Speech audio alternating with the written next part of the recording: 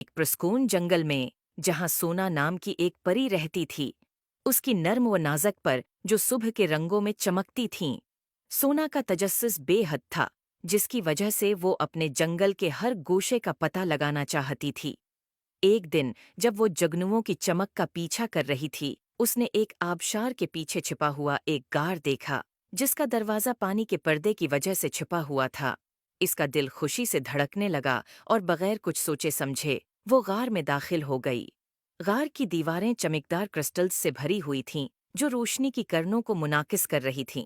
सोना एक चमकते हुए क्रिस्टल से दूसरे तक उड़ती रही और आगे बढ़ गई, यहाँ तक कि वो एक बड़ी गार में पहुंच गई, जहां बहुत से कीमती पत्थर और सोना था।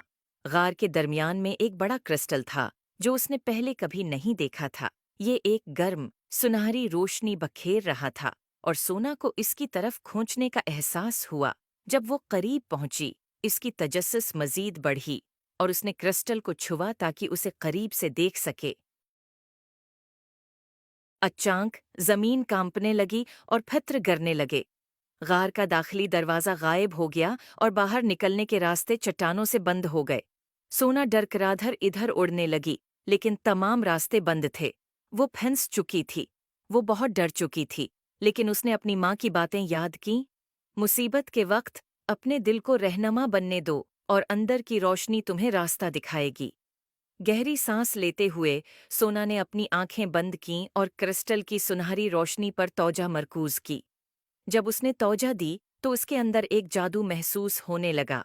क्रिस्टल की रोशनी ज्यादा तेज हो गई और एक चिड़िया बाहर आई जो सोना को बाहर का रास्ता दिखाने लगी। और से सूरज की रोशनी की एक किरण दिखाई दी। सोना का दिल उम्मीद से भर गया।